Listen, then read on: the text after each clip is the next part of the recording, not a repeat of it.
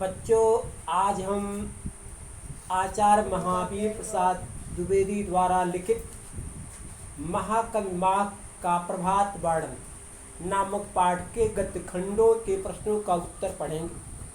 प्रश्न नंबर 1 का खंड का देखिए। गद्यांश के पाठ और लेखक का नाम लिखिए।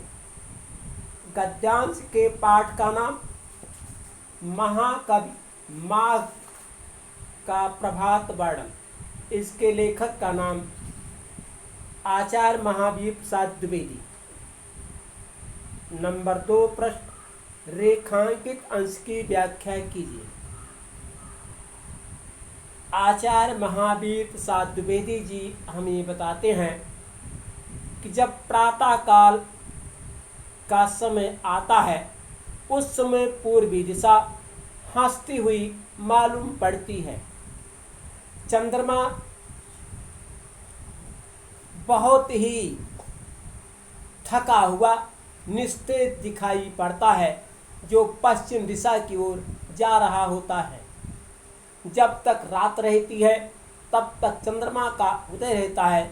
जब रात समाप्त हो जाती है तो चंद्रमा अस्त हो जाता है। प्रश्न नंबर 3, प्रस्तुत अवतरण में लेखक ने किसका चित्रण किया है? उत्तर, प्रस्तुत अवतरण में लेखक ने प्रभात का चित्रण किया है।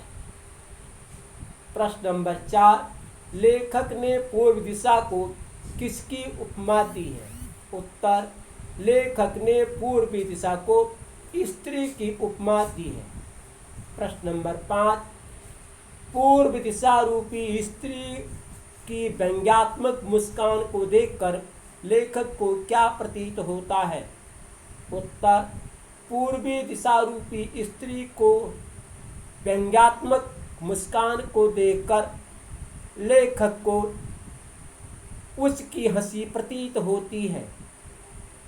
आप प्रश्न नंबर खंड खा देखिए।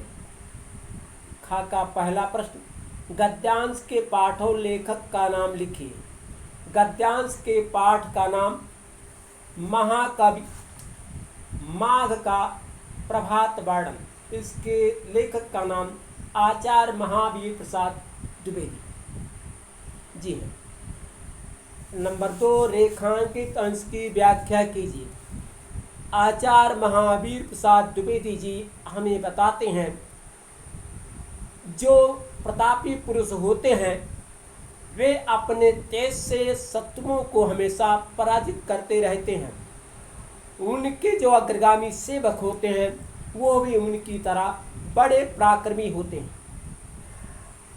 वे नहीं चाहते हैं कि उनके राजा या मालिक को परिश्रम करना पड़े। अपने परिश्रम से उनकी सारी समस्याओं को वो हल कर देते हैं। प्रश्न नंबर 3, सूर्योदय के उदित होने से पूर्व ही अंधकार की क्या दशा हुई? उत्तर, सूर्योदय के उदित होने से पूर्व ही अंधकार नष्ट हो गया।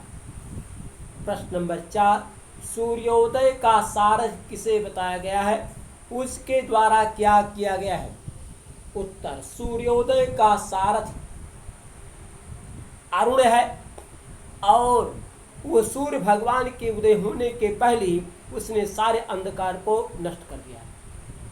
प्रश्न नंबर 5, शक्तिशाली पुरुषों के सेवक किस प्रकार होते हैं? शक्तिशाली पुरुषों के सेवक शक्तिशाली पुरुष की ही तरह पराक्रमी होते हैं। अब बच्चों घर का काम नोट करो। प्रश्न नंबर 1,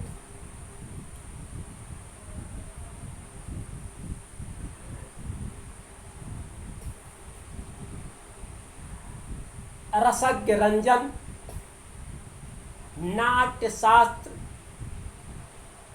विचार रत्नावली, विचार विमर्श, गंगा लहरी, किरात अर्जुनी, साहित्य सीकर की।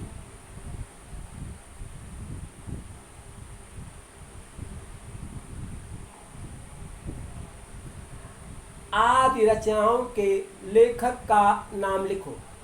प्रश्न नंबर 2, आचार्य महावीर प्रसाद द्विवेदी जी का जन्म समय लिखो।